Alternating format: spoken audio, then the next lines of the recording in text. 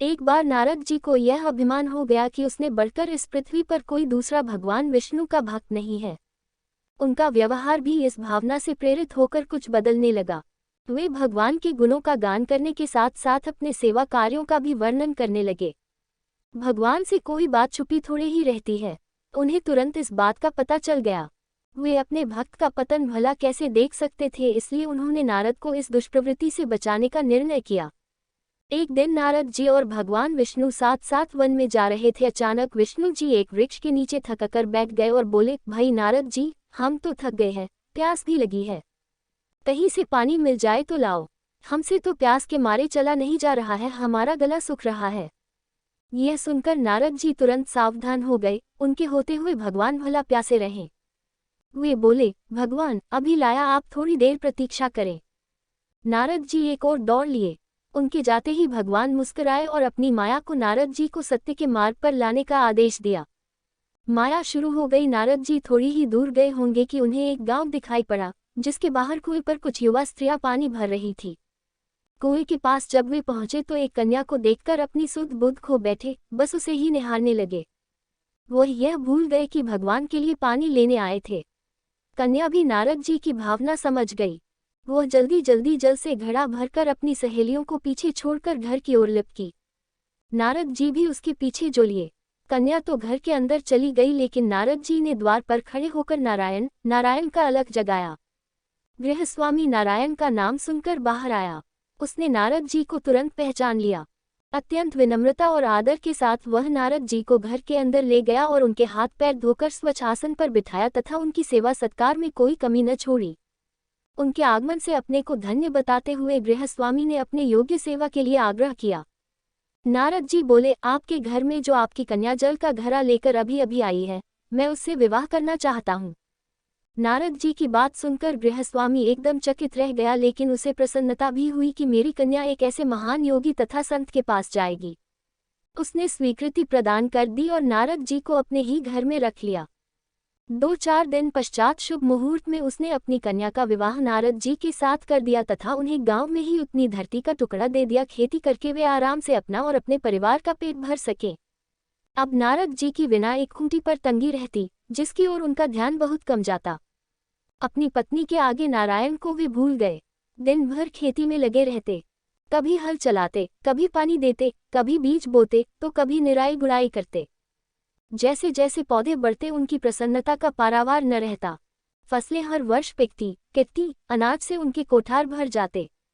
नारद जी गांव के एक संपन्न किसान माने जाने लगे। वर्ष दर वर्ष बीतते चले गए और नारद जी की गृहस्थी भी बढ़ती चली गई। 3-4 लड़के लड़कियां भी हो गए। अब नारद जी को एक क्षण की भी फुर्सत नहीं मिलती थी। वे हर समय बच्चों के पालन पोषण तथा पढ़ाई लिखाई में लगे रहते अथवा खेत में काम करते रहते थे। अचानक एक बार तेज बारिश हुई, जिसने कि दिनों तक बंद होने का नाम ही नहीं लिया। बादलों की गरज और बिजली की कड़क ने सबके हृदय में भय उत्पन्न कर दिया। मूसलाधार वर्षा ने गांव के पास बहने वाली नदी में बाढ़ की स्थिति पैदा कर दी। चारों ओर पानी ही पानी फैला गया। कच्चे पक्के सभी मकान ढहने लगे। घर का सामान बह गया।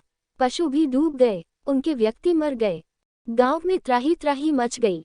नारद अब क्या करें। उन्होंने भी घर में जो थोड़ा कीमती सामान बचा था उसकी गठरी बांधी और अपनी पत्नी तथा बच्चों को लेकर जान बचाने के लिए पानी में से होते हुए बाहर निकलने लगे।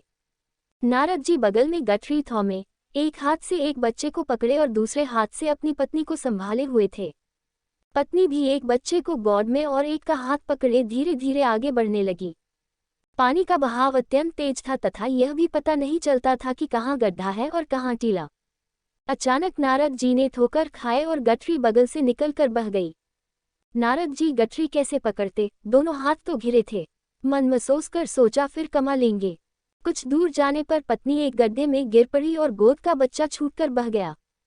पत्नी बहुत रोई, लेकिन क्या हो सकता था। धीरे धीरे और 2 बच्चे भी पानी में बह गए। उन्होंने बहुत कोशिश की बचाने की, लेकिन कुछ न हो सका। दोनों पति पत्नी बड़े दुखी, रोते कलपते, एक दूसरे को सांत्वना देते कोई ऊंची जगह ढूंढते रहे। एक जगह आगे चलकर दोनों एक गड्ढे में समा गए। नारद जी तो किसी प्रकार गड्ढे में से निकल आए, मगर उनकी पत्नी का पता कहीं नहीं चला।